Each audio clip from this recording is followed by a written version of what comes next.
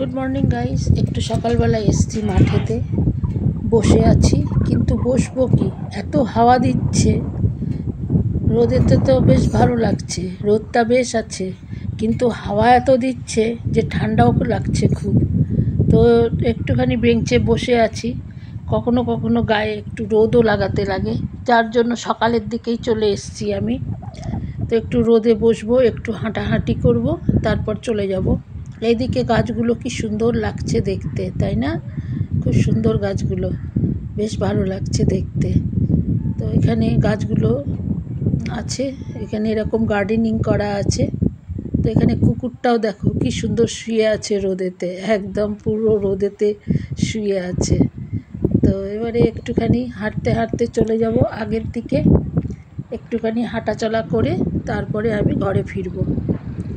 তো রোদটা ভালোই উঠেছে, তো একটু চলে যাচ্ছি আমি আগের দিকে, পার্কের দিকে।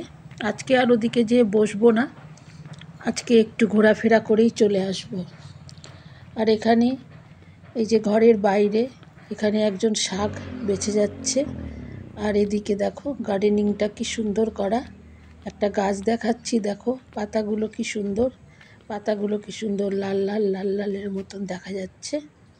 তো এই দিকটা এরকম চারিদিকে সবুজ হয়ে আছে। আর এদিকে এই যে গাছটা, পাতাগুলো কীরকম লাল লাল লাল লাল হাওয়া আছে, বেশ ভালো লাগছে দেখতে, একদম ঝাপড়া পড়া হয়ে আছে। আর কিছু কিছু পাতা আবার লাল হয়ে গেছে। আর এদিকে পুরো সবুজ, সবুজে ভরা গাছ।